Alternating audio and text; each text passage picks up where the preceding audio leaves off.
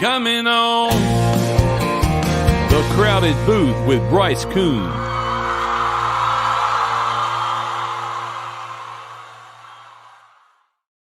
Hello, everyone, and happy Monday. We are back in action. Crowded Booth Live. Ralph Leary over here. Ralph, say hello to the people. Hello.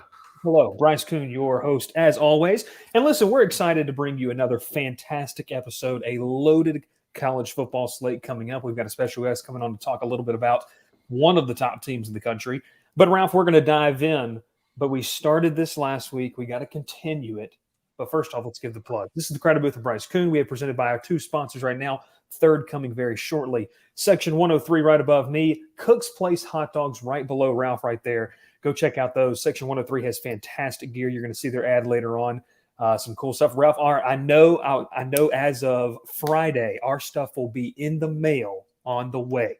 They had to resupply some stuff. We're going to be rocking that on our Tuesday night show, Swarm Talk, that Ralph produces, and he's slowly accruing some Georgia Tech gear. We're going to talk briefly about the Jackets' monumental win this past weekend, but also we're going to talk about college football as a whole. Hey, and the Bravos. Last week of the regular season, they've got a chance to clinch.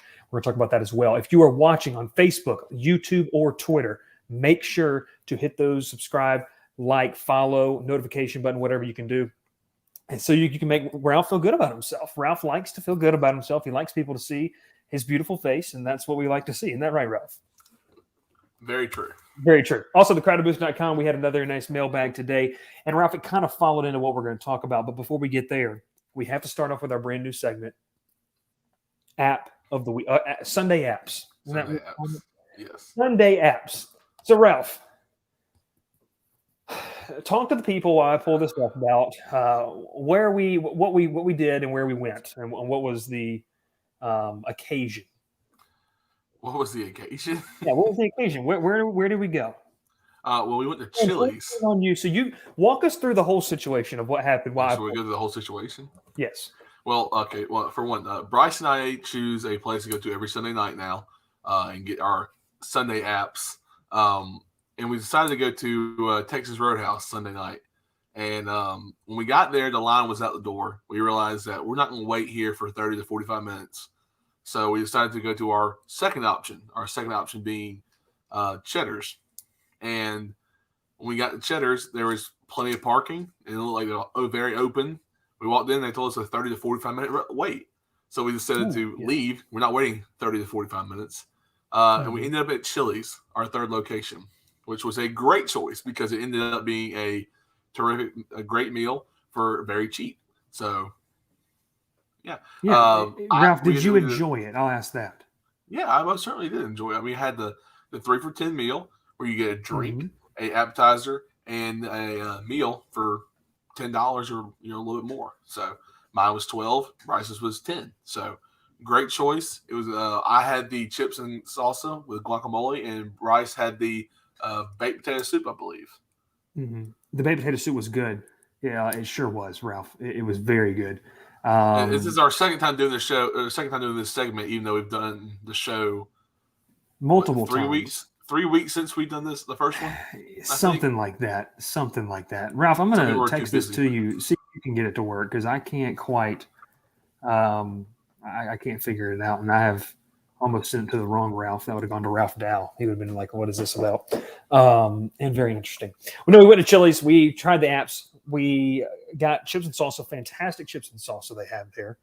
You realize something that you were not on screen and talking with your hands. Yeah, I was not on screen. That's fine. But Sunday apps is going to be our Monday segment, Ralph.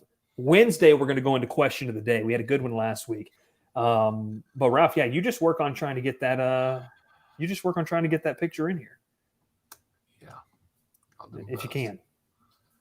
I'll do can you do that? You do the show for a little bit, and then I'll figure this out. Okay, you do the show for a little bit. Yeah, no, we'll get it. We'll post it somewhere. Post it on Instagram story when we come back. But no, so it's interesting to see, Ralph. We're going to talk about college football. We're going to talk about Chili's. But we're 2 weeks ago we went to Smoky Bones. Right. Gave him what, a 4 out of 10? Yeah, something like that. 4 from the apps. What did you give in Chili's? I gave it a 6 out of 10. I thought it was solid. I'm going 5 out of 10 because for the 3 for 10, it was not a spontaneous. There was not a lot of action going on with the appetizers.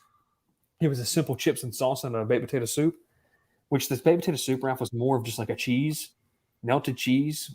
I mean, it was okay. It was all right. I didn't love it. I didn't get to try it, so.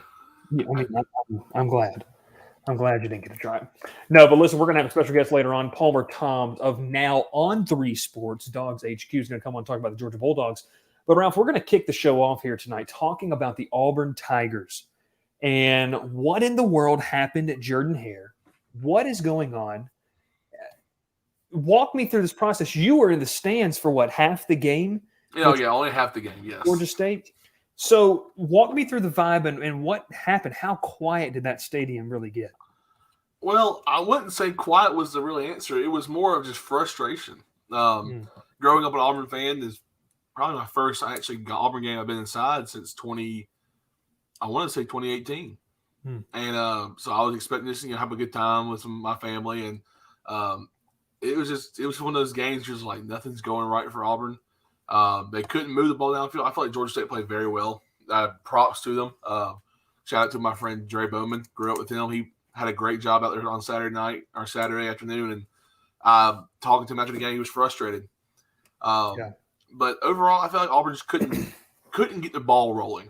They just struggle offensively, defensively.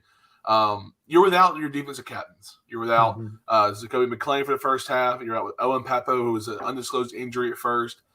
Turns out it was an ankle injury. He's supposed to be back for LSU. I do think that I think Auburn got overestimated what Georgia State really was. They were expecting to be a walkthrough game like a Mercer a few years ago when Auburn was shocked and almost lost to Mercer also. But Georgia State's a lot better than Alabama State and Akron. You said the same thing.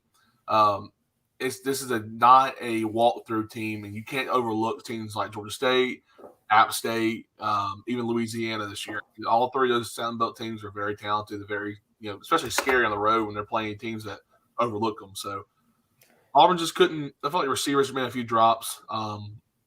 I'm not going to blame any position. I felt like if you look at the stats, it really wasn't a bad game. I just felt like they were outplayed.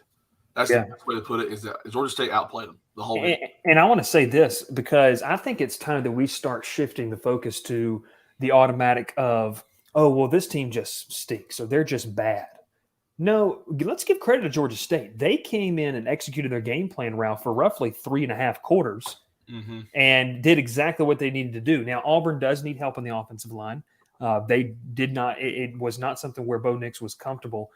And let's talk about that conversation. I mean, obviously, they released the depth chart today, Ralph. Bo Nix was listed as the starter. Brian Harsin in his press conference today said that starter doesn't really mean a lot. The depth chart doesn't mean a lot because they could go with either.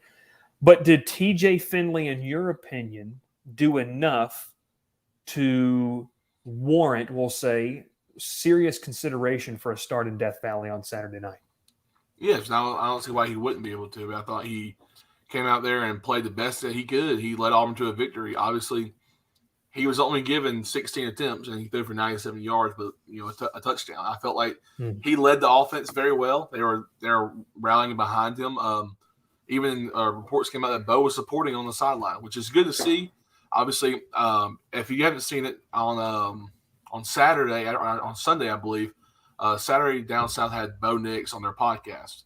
And he said he was very frustrated for being benched just because he's a competitor at all times and he wanted to be, the guy leading the team. But he understands that it was not going well for him and they needed someone else to step in. So Finley was that guy. I still think it's the same thing with what Clemson's got going on. Honestly, Ukulele's not being a guy right now. Do you change quarterbacks right now? I don't really know because we haven't seen the other guy play. I can't even say his last name. You think DJ's last name is hard to say. Try saying the back of the quarterback's last name. Well, in the game you did see him playing, it was against South Carolina State, so a lesser opponent that you're expected to dominate against. And it brings up a good question. I mean, obviously Bo Nix had his struggles, but the knee-jerk reaction, if I kind of felt like, and want to talk to you about this, and we're gonna also bring Palmer in to kind of talk about it because he does obviously cover Georgia, but I feel like he has a good beat on the SEC as well. I mean, this was something else, Ralph, where Brian Harsin makes the change of the wide receivers coach. Now, we're led to believe it was one of those things where he had a off-the-field coach that he kind of wanted to take the place already, and this was an opportunity. But what were your thoughts on that? I mean, there were some strong opinions on this. I mean, is it panic time for Auburn? Because I talked about this last week's show. I mean, this game, and this is no disrespect to Georgia State. We have some friends that are affiliated with the program. They have talent. They're not Alabama State. They're not Akron. Yeah. But this was a game that was sandwiched there and put there because you could work on some things in between the big emotional game of Penn State, whether win or loss, and they lost that one. And then sandwiched in between a run of SEC games that is arguably going to be one of the toughest stretches you're going to see in all of college football. I mean, this was supposed to be your winnable game, and now you go on the road to LSU, beat up, quarterback controversy potentially. I mean, there's a lot of questions really for this Auburn team. And I'll say this too, defensively, they didn't look amazing. This was not the Auburn we had seen in years past. So is there a panic button that should be pressed for Brian Harsin and his staff, or is it one of those things you just kind of take a step back and say, yeah, it's probably okay? I don't think it's panic time. I think it's an eye-opener, really. You saw what happened with the run game for Georgia State. They could run. They could do everything they wanted to against you, honestly. Yeah. Tucker Gregg, shout out to a walk-on running back that Georgia State had. He had a great game, man. 12 for 150, I think he went. Yeah. For a 57-yard touchdown run, which my uncle his reaction was that man is high-stepping into the end zone. You gotta have some fun when you're losing sometimes.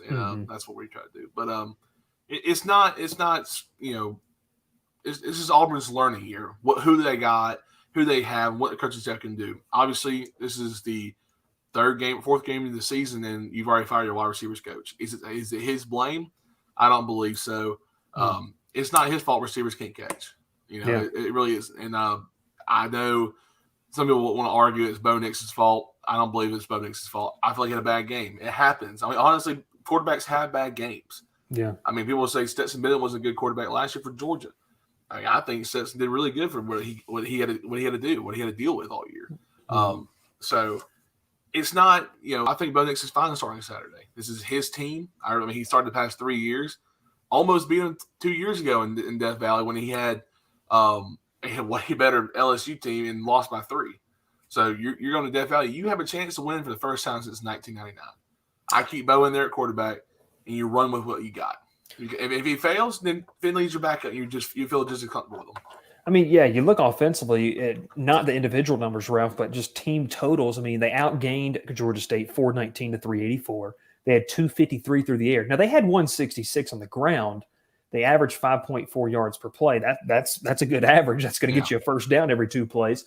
But the big number for me was third down efficiency. They were 9 of 20. They could not convert some of those third downs. Now, they did in the last couple drives. But 267 on the ground that they gave up. And I'm telling you, no disrespect to Georgia State, but if you allow a team who they have coming up in their schedule, a team like Arkansas, a team like Georgia, to get 267 yards on the ground, if they hit that number, I don't think there's really much of a ball game to be played. If they're hitting 260, 270 on the ground already when they have more potent offenses and more consistency than maybe Georgia State does. But it's going to be an interesting situation. Saturday night, what is it, a 9 p.m. kickoff? Yes. For LSU and Auburn. It's a loaded slate. So without further ado, Ralph, we're going to keep you on. We're going to bring in Palmer Toms to talk about the loaded slate of college football, especially the SEC, and as well talk specifically about the Georgia Bulldogs. Palmer, how are you doing, sir? Doing well, guys. It's been a little while. It's been a little while. Tell the people what obviously flash the new polo. You got you got a new job. You got some new feelings, but obviously it's the same team. How has the transition been, first off? It's been great. It's been great. I'm taking over as the full-time beat writer for Dogs HQ and the On3 Sports Network. So I'm super excited about this opportunity. Going to be here in Athens for couple years post grad, so that's always an excuse to stick around. Athens is a great one to me. So happy with that one, and excited to be in this new role. Georgia with an exciting start to the season already. Beating Clemson in that season opener. It's crazy, but we're already a month into this football season, and that Georgia's played its final game of September. This October slate is about to be a mammoth of one. As it stands right now, every team that they play is ranked in the coaches poll. Kentucky made their first appearance, and so that solidifies that. They are not ranked in the AP poll, but I'll go by the coaches for this one. I'll go by AP for this weekend. Given Georgia and Arkansas a top 10 matchup, that's one that we're certainly excited for here in Athens. And I'll tell you one thing, too, for Georgia ticket holders, the home schedule got a little more exciting with this weekend's game. That home slate wasn't looking too great, and then obviously Arkansas creeps into the top 10. Well, let's start off because you texted me. You said, hey, you want to come on, and let's talk a little bit about a September review. Week one, I think we talked the week before or the week of. Week one, Georgia goes up to Charlotte, and what many thought was going to be two teams could potentially meet again in the playoff. I think that's one team could still make the playoff. I don't know about the other one. It would take something for sure. But when you look at what has transpired, the biggest difference to me, and Ralph pointed this out the other day, was a Mark Richt, and this is no disrespect to Mark Richt, fantastic coach, fantastic person. A Mark Richt-led Georgia team, and from my time watching a lot of Georgia football, they never really felt like they always played down to the level opponent. Even though the competition has not been the best this September. Now, they obviously had Clemson, but the rest of them, and UAB's no slouch, but they've gone out and thoroughly dominated. They've done what they needed to do. Is that kind of the, feeling around the program is saying, hey, we took care of business and now we have some big tests coming up? Absolutely. And it's impressive listening to some of these players speak with them every Monday that, their phrase this year has been, we're going to the doctor. We're figuring out what's wrong. There's, whenever you go to the doctor, there's always going to be something that you can do a little bit better, whether that's, something on defense, something on offense, whether it was a small mistake, big one. These players are always trying to improve it. And that's been really impressive. We spoke with Nakobe Dean today, one of the leaders in that middle of the defense, and there is zero sense of complacency with this team. And that really stands out to me. I don't, when he was pressed on that a little bit, he said, I wouldn't say that there was complacency in years past, blah, blah, blah, blah, blah. To me, him saying that says this team's a little bit different because, and that's what he was asked, what makes this team different? We have no sense of complacency. And, to me, having that, kind of perspective to say, hey, we haven't really done anything. We beat Clemson week one, but look what they've turned out to be. We beat UAB. We beat, South Carolina, Vanderbilt on down the line. You haven't done anything. If you win every game from here on out, now you've done something. But if those 4 wins don't matter if you don't perform in October and November and December. And so to me, that's the biggest takeaway that I've had so far. Like you said, I think Georgia hasn't played down to its competition. We saw that in the first quarter against Vanderbilt, 35-0 before, a blink of an eye. You saw that against UAB and South Carolina that they, didn't take their foot off the gas. And I think Kirby Smart has been, accused of doing that, at times that he's taking his foot off the gas. I think the offense looks great in the way that they're able to move the ball downfield. JT Daniels at quarterback looks very comfortable. Obviously, it's been a little bit limited in terms of what he's done. Clemson week, he played that entire game, but it wasn't his best game. It wasn't the offense's best game. Defense stole the show there, put up the only points, the only touchdown of the game in general. Chris Smith could have won that game by himself and that Georgia pass rush. But then, then Daniels misses week 2 against UAB, but he comes out with a big performance against South Carolina, 303 yards, 3 touchdowns. In one quarter against Vanderbilt, he was 9 for 10, over 100 yards. I believe it was 2 touchdowns there. So, Georgia looks like a competitive team, a national championship caliber team to me. I know we talked about that before the season, and 4 games in, I've come away very, very, very impressed with what Georgia's been able to do. Many people who maybe don't know, Palmer is from the Nashville area. So, Palmer, if you did get to go, was the best part was really the best part seeing family? Because that game, 35-0 the first quarter, that was probably just getting a home cooked meal. That was probably the best part, correct? Yeah, home cooked meal. Getting to go to a couple restaurants that I hadn't been to in a while, a couple of local spots that are my favorites, and taking some friends up there. That was a good time. But like you said, the game was not all too nail biting and entertaining there. It was quite indeed. 77 total yards for Vanderbilt in this game. And listen, it's an SEC opponent, and that's going to be a potential. I don't even know. I think you have to take one thing. You have to wash everything away because you're not going to face anyone like Vandy on the remaining of the schedule. Maybe Charleston Southern there later on. Maybe not. Charleston. Maybe not. Who knows? We've had that debate. We've had that debate on our end that maybe Charleston Southern it could be better than Vanderbilt. We're gonna revisit that come that time. But walk me through this, and I want to say this because watching the Clemson game this past weekend and going back to that game, listen, I believe that Clemson's defense is elite. I believe that it doesn't matter how good your defense is, you can't leave them on the field for as long as Clemson's offense has left that defense on the field. So going back to that game, in your opinion, and now we're kind of learning that JT Daniels might have been a little bit banged up. That injury was probably happening during that game. Do you think that you can take that game and say that was just a hard-fought win, you get it any way you can, and you move on with the season? Because now we're starting to see, like you said, JT Daniels is comfortable, albeit against lesser competition. But I would say that they're on the good trajectory for this October slate. Absolutely. I think that Clemson game, with the hype, the lead up to that, you take that however you can get it. You take that win.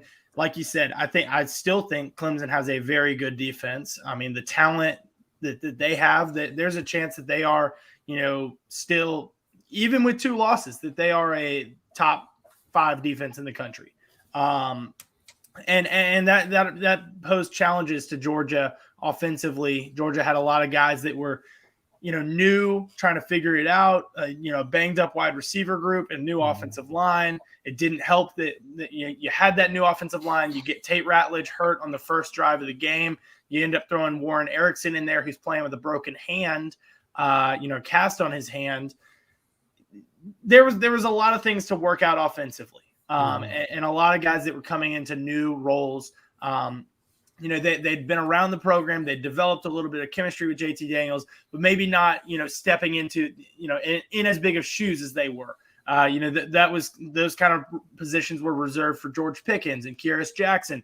Neither of them who played on offense for Georgia in that game. Jermaine Burton, Kirby Smart told us that in probably 45, 50 practices between spring and preseason camp, he probably practiced 10 times, that he was dealing with an injury all along. And so that, JT was these guys, Ladd McConkey, AD Mitchell, Brock Bowers, a couple young guys there, Marcus Rosemy-Jack Saint, Arian Smith, guys like that were having to come into much bigger roles than they had been. So I still think that this Georgia offense has shown, like you said, albeit against lesser competition, this Georgia offense has shown that they are fully capable of putting up points. I think that just goes to show how good Clemson's defense was. And then, like you said, you move on from that game. You take the win. I don't know whether, Clemson is quite the team that Georgia played, that fans hyped up ahead of the season. Maybe Georgia broke them. Maybe Georgia, I don't know. I don't quite know. And I don't think anybody can really know. I think that they are going through not necessarily a rebuild, but a reload in terms of who they've got to replace. And so that's a tough challenge for them. But I still think, regardless of how Clemson turns out this year, they are a probably New Year's Six bowl game type team, and that win over them is still going to, look very good on a resume, regardless of how Clemson turns out and how the rest of the season plays out for them. You talked about some of those guys having to come into their own, Palmer. This week is a big test. Arkansas College Game Day is going to be there. It's a loaded slate on Saturday. Ralph and I were talking about it. If you're an SEC fan, man, you can sit on the couch from 12 o'clock to 12 to 12, really, and get some good SEC games with a break for dinner in between Alabama and LSU and Auburn. So, but this game with Georgia, I mean, I was looking today, and they're getting back potentially Darnell Washington for this game, and they're also getting back Tyke Smith. What is the realistic threat that we see two tights run at some point with Brock Bowers and Darnell Washington? And what does Tyke Smith bring back for this defense that if their only thing that you could say was that South Carolina exposed some things maybe down the field, getting vertical, Tyke Smith, you have to believe, is going to help that. I would guess we see two tights with Brock Bowers and Darnell Washington play one from the start. I think if you're Georgia, you're able to get with the physical specimen that Darnell Washington is, you're able to get him back in there early and let him be the player that he is. I don't know that Tyke Smith is going to have as big of an impact as you might think in this game, just because it probably takes a little bit longer for him to get back into a groove, because this is his first year with Georgia. He's still learning the defense. Darnell Washington knows this offense, and with like I said, with the specimen that he is, you can plug and play him. I don't know that you can do that with Tyke Smith. Not to mention the fact that Latavius Brini has done a very good job for Georgia at that position so far this season. Javon Bullard has stepped in some there as well. He's a true freshman. I think Tyke Smith is going to play. I think he's going to make an impact, and I think his impact is going to continue to grow as the season goes along. I just think that this Saturday you're probably going to see Darnell Washington make a bigger impact than him. And that's, not taking anything away from Brock Bowers. I absolutely think you're still going to see Brock Bowers have a big impact. They're two different players in terms of their skill set. Bowers a little bit smaller, a little bit quicker. Washington being the big, physical, strong tight end that he is. That's probably where he brings more to the table. It's going to be very interesting to see the role that John Fitzpatrick plays here on out, because I do think that, if you're looking for a passing threat, you're going to Brock Bowers. If you're looking for a big guy to be in there and to be a threat, both blocking and receiving, you're going to Darnell Washington. And so where does John Fitzpatrick fit in? I think because he's a veteran, because he's a senior, because he's been around the program, waited his turn, done everything the right way, he's still going to have a role, but I don't know that it's quite as big as it has been these first four games. Well, it's a good problem to have. I mean, they have a guy just in case, obviously, in John Fitzpatrick, who has played, like you said, is a veteran. Georgia opens up, and I don't know we're going to get you on Wednesday, so I want to get your thoughts on this Saturday. Georgia opens up as an 18.5-point favorite. Now I know you're not. I don't know. I know that you're covering the game, but do you buy that? I mean, would you take the 18.5? No. I mean, this for me is an Arkansas team that, listen, I said this the other day, Palmer. I said I think Arkansas, talent-wise, on paper, and this is why you don't play the games on paper, is not as good as probably the team they beat last weekend, Texas A&M. They're probably not as maybe even as good as Texas, but Sam Pittman has these guys believing they can win any game.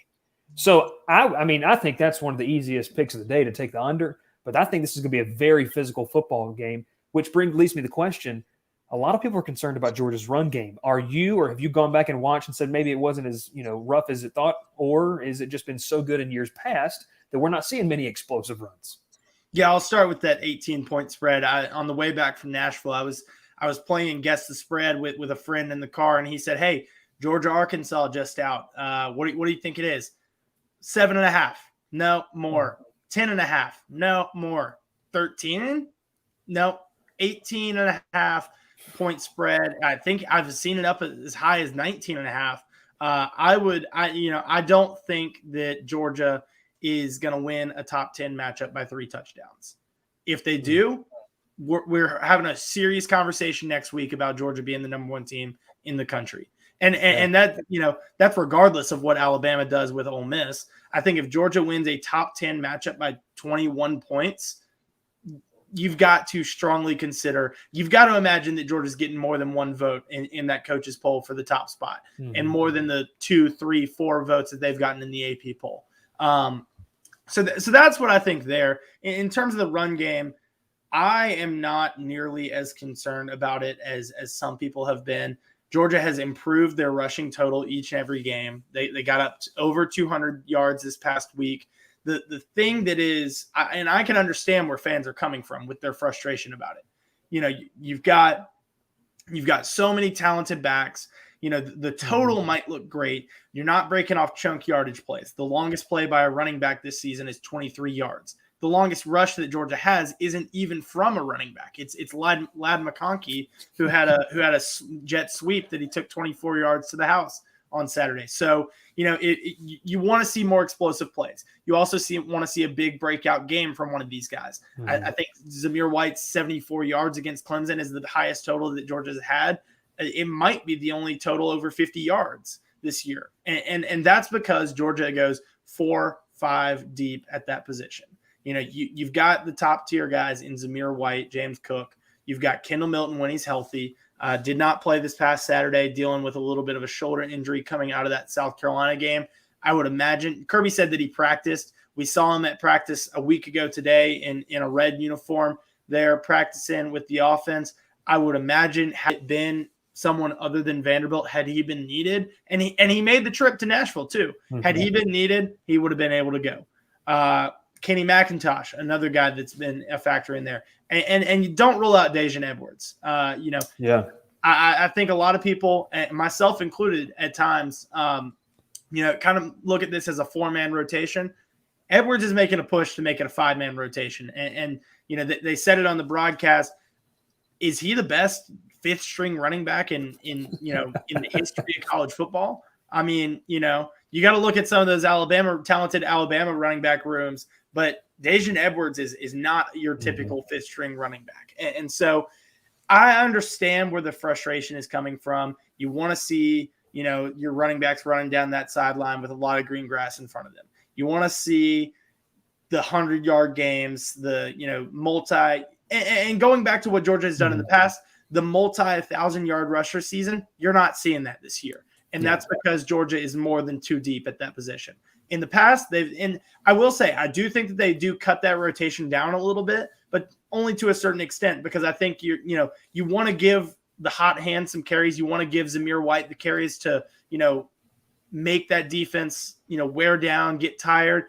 But you also want to keep these running backs fresh. And the encouraging thing to me is going back to that Clemson game. Everyone knew Georgia was running the ball on that last possession. And what did Georgia do? They picked up first downs. That, to me, says that they can run the ball. And one of the things, too, we're starting to see a little bit more of JT Daniels getting involved. We're starting to see that kind of second year under Todd Monken, which is going to take some things away. But like you said, I think they're averaging, 4.8 yards per carry, which if you run that 3 times, that's a first down. It's down from the 6.7 or 6, whatever the average of the past 3 or 4 seasons. Paul, we appreciate you coming on, obviously. Last question for you.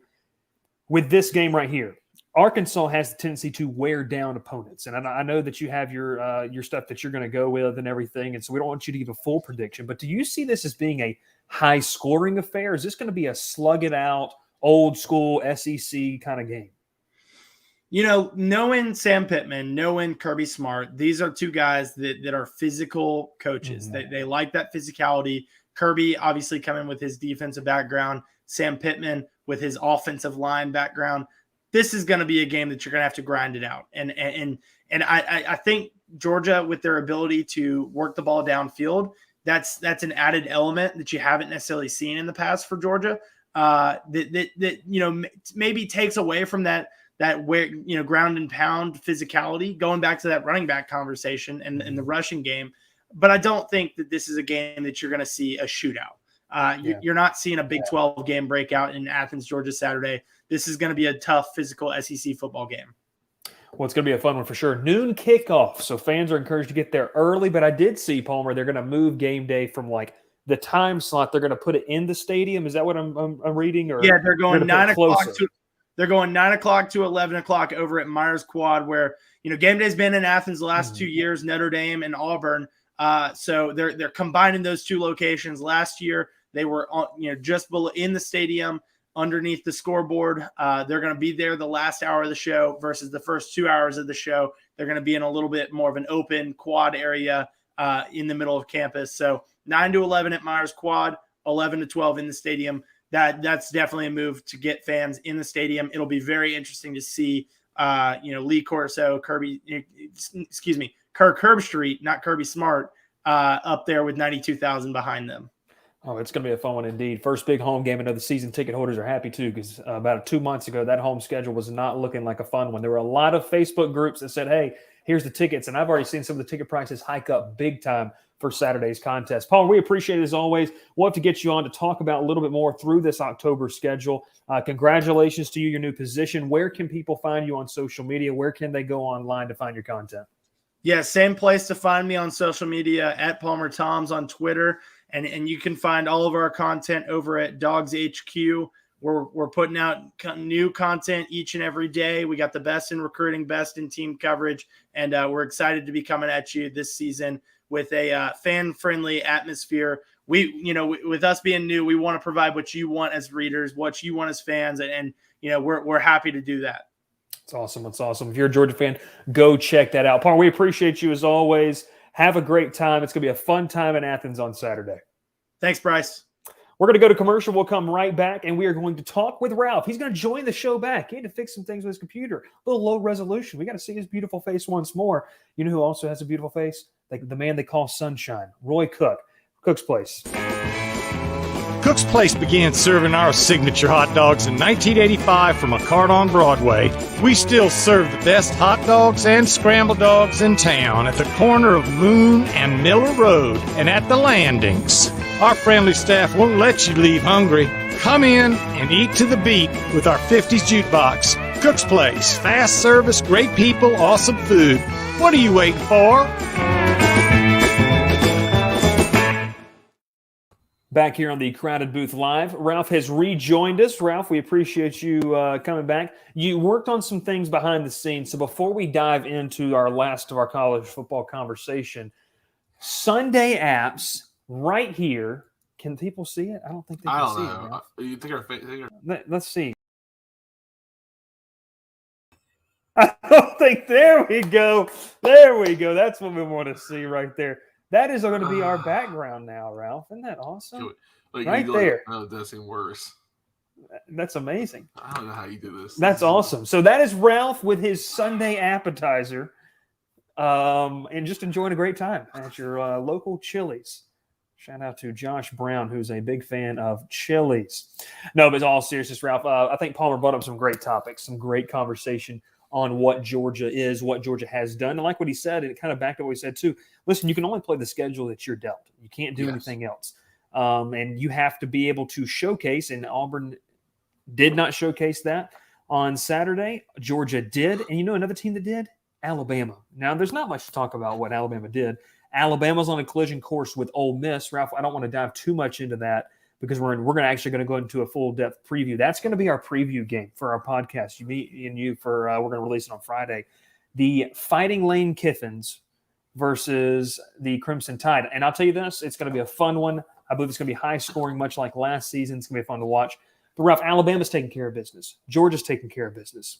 It begs the question, is there really a team that is sitting in third, in your opinion, that's really close to these top two teams right now? We're going to know more after this weekend how legitimate. Like Palmer said, if Georgia goes in and covers that, if Alabama covers the spread against Ole Miss, you're talking about two of the – really you're having a conversation about what was happened 2 years ago between LSU and Alabama of two teams that have just gone out and dominated their schedules. I mean, the only team I could really think of, and it's only because they have a big ranked win this year, is Oregon. Mm-hmm. Yeah. I mean, Oregon's the only team that's really proved to me that they can win in bigger games. Now, Fresno State was that week one matchup for them. They won by 7, which Fresno State now is ranked. And beat UCLA. So Oregon's schedule, to me, honestly, right now is a cakewalk the rest of the year. I mean, your toughest opponents, UCLA, and then you play Colorado, Washington State, Utah, and Oregon State. You can win out and make the playoffs easily. Hands down, they should win out and not even have a problem the rest of the year. And you know what's going to lead to that? Pac-12 has gotten left out a lot in the past recent years is Clemson. Let's talk about that real quick as we're wrapping up. Clemson goes on the road to NC State. Devin Leary plays a fantastic game. I mean, this is an NC State offense that was anybody outside of Raleigh was kind of surprised about this, but I don't think within the program they knew they could win this game. They had the talent to do it. One thing I want to say, you mentioned this a minute ago with Palmer about Clemson, is that their defense was on the field for a very long time. When I mean very long time, about 41 minutes and 48 seconds in the game. The offense was on the field for 18 minutes and 12 seconds. And that's what I'm saying. I don't care how good your defense is. You can't keep them out there. No, you're gassed by the third quarter, and you're wondering when can I get a break? And you're on the field for another, 18-play drive that might end in a field goal. But they're keeping you on the field, and they're keeping you gassed at all times. And a team that's run into that in recent years is Georgia. They've had great defenses, but offensively they could not be consistent. Right now, Clemson has a quarterback situation, and DJ, who I think he finished 111 yards, 2 interceptions. I mean, this is something that it's just not good. Now, listen, Will Shipley is a very talented running back, but Clemson right now is one-dimensional. They can run the ball, but right now their passing game is nearly non-existent. But, Ralph, you see throws like DJ had to Justin Ross in the back of the end zone. You know he has the talent. And I'll say this as much, too. I was talking with somebody this week, and they said, somebody told me before the season that DJ was going to be a number 1 pick by the time he left Clemson. Listen, the kid still could be. I mean, you can't write a kid off 4 games. I mean, his whole career, his whole collegiate and professional career. He's still very talented, but obviously, I think what Palmer said was perfect. The only team that's shown the ability, Ralph, to really just rebuild within the year and never have to rebuild is Alabama. We're seeing with Clemson right now. I mean, Clemson lost one of the greatest quarterbacks they've had, probably the best quarterback they've had in program history, and that's a great conversation to have with Deshaun Watson or Trevor Lawrence. Deshaun Watson was very talented in his own right. Taj Boyd started this.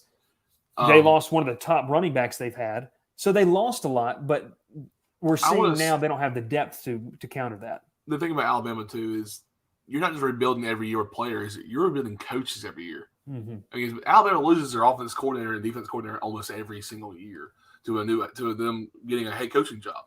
Yeah. I mean, Bill O'Brien's not going to be a college offensive coordinator the rest of his life. I mean, he's a great coach. He had a rough time in Houston with the Texans, but he's going to go somewhere else in next year or 2 years later. I mean, look at Sarkisian. Sarkisian's now the head coach of Texas. He was with Alabama, for 2 years?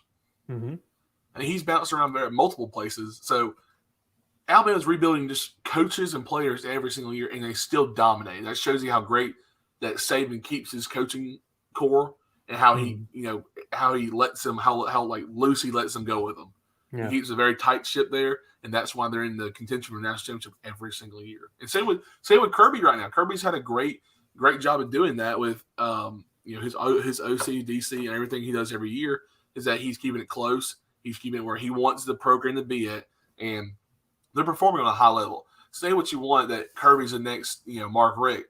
That's no way close. I mean, Mark Richt would have won 38-0 on Saturday. Kirby said, we're going to score 62 points on you because you didn't want to play against us last year.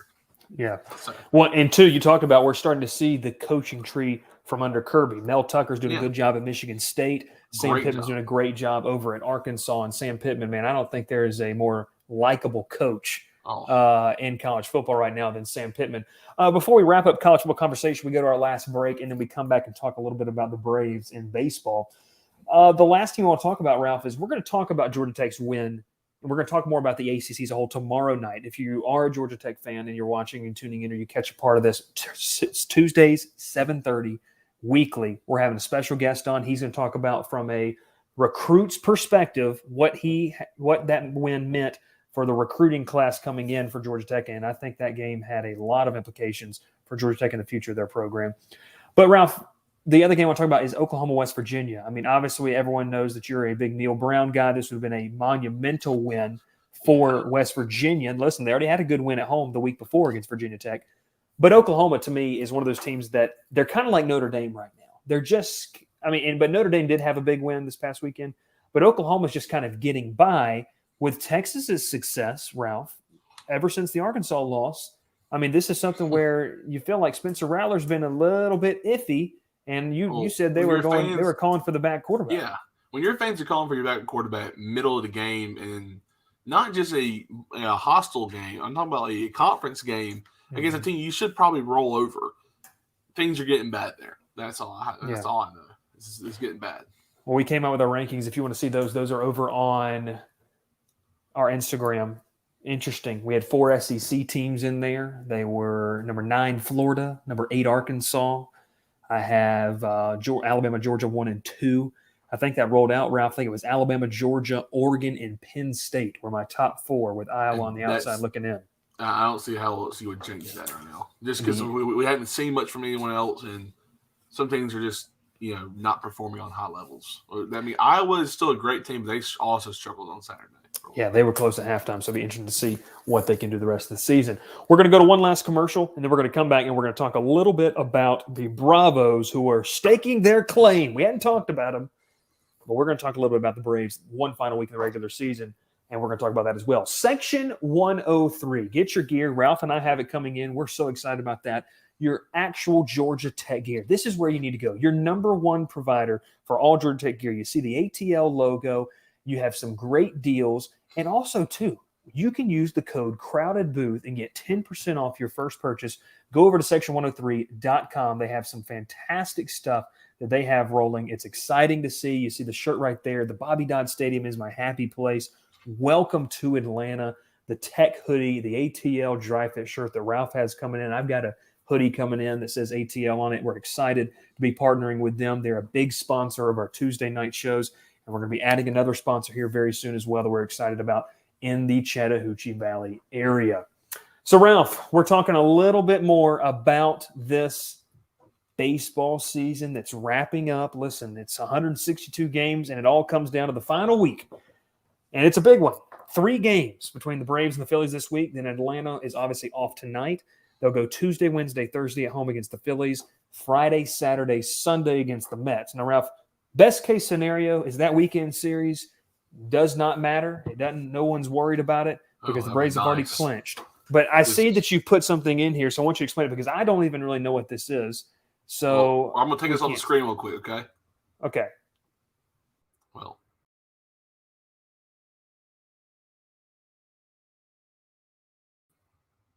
What was That was the predictions of the beginning of the year that they put out that the Mets would finish first place. And as of right now, and as of last week, the New York Mets have been eliminated from the playoffs. So once again, the Braves have proven that they are way better than the Mets because the Mets are going to Met every year.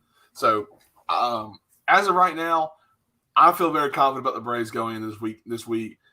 You got the 3 best pitchers on each team pitching each other this weekend, and it's going to be I'm looking at the schedule right now. You have the Braves on Valley Sports on Tuesday, Wednesday, Thursday. Okay, Wednesday's the games on ESPN Plus. Why are these games not being put on ESPN Live? I mean, because these are the best games in the whole entire the whole season right now. It's the game that means the most because the rest of the games are really just wild card races. Mm-hmm. This is a division race right here. This is like you win these 3 right here, it's over. Atlanta wins, honestly. Yeah. So I'm looking at the matchups tomorrow night at 7:20, first pitch. Charlie Morton versus Zach Wheeler. The Braves throwing their best. The Phillies throwing their best. I mean, a Cy Young candidate, a guy that the Braves didn't think would do that much for him this year, but would just win a few games. It was turned out to be still an elite pitcher, honestly, at his level. Mm-hmm. And then Wednesday night, you got Mad Max, who has just been dominant. He's the ace. He's the ace. He really is. And I mean, you look at what he did last year. Soroka coming into last year, we thought, okay, Soroka's back. We're going to get him for our 60-game schedule. We lose him early on the season. All right, Soroka's gone. Someone's got to pick up that pace. Yeah. And that was Max Fried. And he has carried that from last year to this year. And he deserves to be the ace. And I'm 100% behind that. Max Fried has done very well. And went against the Padres, what was it, Saturday night? Mm-hmm. I believe. Saturday night, and said, I'll strike out 4 guys, but I'm going to give you 9 innings, Snit. and give you Friday night. That was the Friday night. Yeah. Friday night games. I'm gonna give you 4 strikeouts, but I'm gonna give you 9 innings of shutout baseball and give you a second max of the year. So Max Fried's pitched extremely well. Him pitching at home, even a better situation for the Braves. And then you got Ian Anderson, who's been really good at home. Who's been great at home against Kyle Gibson. And I'm sorry, on Wednesday nights is Max Fried versus Aaron Nola, which the Braves are either really good against Aaron Nola or really bad against Aaron Nola. You can't hit it between. It's either we kill them or we don't. So, and then you got New York on Friday, Saturday, Sunday. Hopefully the Braves sweep the Phillies and we're just sitting at home over the weekend just relaxing because I can't take another game like Sundays. Sunday night was a stressor for me. It really was. Yeah, Sunday was an interesting game, but listen, they're getting the job done. And I'll say this: this is not the most talented Braves team. This is probably the by record it will be, however they finish, the worst Braves team that we've seen over the past 4 years. But this is a franchise right now that I'll tell you one thing: they're gutting it out. They are finding ways to win. They finished the road trip 7-4. When it looked bad there, when they lost the first 2 games against the Giants, they go on the road to Arizona. They take 3 or 4. They sweep the series against the Padres because that first game really didn't count. It's going to be retroactive back to the month of July. But listen, they did what they needed to do, and now it's right here in front of you. And I'll say this too: the Atlanta versus Philadelphia. As bad as the Braves fans feel like their bullpen is, the Phillies' bullpen is worse. They are worse. So if you can get onto these guys early, you can get in their bullpen. You got to feel good about it. Ralph, are you thinking? I'll say this: it's a 5. The magic number's down to what, 5? Yes. It's a 5. Magic's number down to 5. So a sweep and the win on Thursday would give you the division. Ralph, do you see this continuing into the weekend? I mean, it's a great pitching matchup, but I mean, I just love to see them get 3 out of the way and let's roll. You have, to me, the MVP on your team. And secondly, you're facing probably the second in the MVP race. Mm-hmm. Austin Riley is on another level this year. And I told you this personally. I think I said it in my assist a few weeks ago. As Braves fans, that we've grown up, we've seen Chipper Jones play. We saw Jason Hayward come to the organization. We saw Andrew Jones play when we were kids. Brian McCann come back to play for the Braves. To see a guy like Austin Riley hit where we thought he can go, and we know he can go further. That's what's scary. He's gonna get better. At a young age that he is right now, hitting the ball like he is right now, hitting .303 with 32 home runs. The ceiling is infinite for this kid, and I feel very confident with him at third this week. I feel like he's on a hot streak right now. He's on a 12 or 13 game hit streak, I think. Yeah. And then 14, and you look at the rest of the team. Your whole infield has 27 plus home runs. If Dansby hits 3, you have a whole infield with 30 plus home runs. Yeah, and that's never been done before, I believe. So, and you had the 3 NL National League RBI leaders on your team. Duvall, you don't count him for half the season for Brave stats, but he has 38 home runs in a year, I think. So, I feel confident. I feel like the lineup's doing really good. I like having Soler hitting lead off. I really do. The home run, very patient. He'll draw an 8-pitch at bat and might strike out, but I'm okay with 8 pitches at bat. Freddie Freeman is where he needs to be at third in the lineup or second in the lineup, wherever they have put him at. The lineup's good. The bullpen's been really good. Will Smith looked really good this weekend. As much as I hated to watch him pitch Sunday, he looked really good. Yeah. And the Braves are in a good situation. Tukey's back from the bereavement list. Very sorry to hear for what happened with his family. You get everyone back. Edgar Santana's back from paternity list. This is the week. You said all year long, Bryce. This week makes or breaks the season. Well, this week really makes or breaks the season. It really does. It's a simple thing: win or go home. Because if you don't win your division, you're going home. Because the Cardinals are playing out of their minds right now. Yeah, the Cardinals won 16 straight games, and what's very interesting, Ralph, was just announced is Giants first baseman Brandon Belt has a thumb fracture, so he is potentially out for a good bit. But listen, you can't get too far ahead of yourself, but you were exactly right. I mean, I'll sit in the corner of I don't know quite in the NL who else you could go with, but Alex Anthopoulos, if this Atlanta team does make the playoffs, could potentially win Executive of the Year. The deals that he made on the trade deadline, I mean – you don't want to be – this is not disrespectful, but you traded Alex Jackson for the NL Duvall. RBI leader. Yeah. You traded Pablo Sandoval. Maybe we'll have joked about the mascot for the team. For Eddie Rosario, a guy who is 1 year removed from hitting 30, 30, and 30 home runs in 3 consecutive seasons. He's been raking. And that has pushed Jock Peterson, who you got, to a bench role, which he's fantastic in the playoffs. And then Jorge Soler, they've done a really good job. And this team, like I said, they got all their turns. We really forgot one more. You also traded a low-level, high-level AAA pitcher for a relief pitcher and some cash. So, yeah. I mean, Anthopoulos, everyone wanted the big-name guys. You don't always need a big-name guy. You don't need Chris Bryant. You don't need Javier Baez. And Javier Baez. Look how that worked out. I mean, the Mets spent a whole bank on Francisco Lindor, and it got traded for Javier Baez to finish 3rd in the division. Woo. Yeah. It just means opening up the bank account and opening up the wallet is not always the way to go. You find the right guys.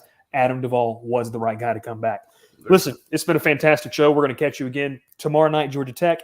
Wednesday night, back with the Credit Booth Live. We'll take an in-depth look at this weekend's games in college football. And I guess, Ralph, on Wednesday, we'll be talking about Tuesday night, if the Braves won, and what happens on Wednesday. It's going to be a fun week of shows. Make sure to follow us on all social media. And a big thanks to Richard Leary, because we are out. It's been a ton of fun. Everyone, we'll see you again tomorrow night. Pile in here and make yourself feel at home. The crowded booth is coming on. The crowded booth.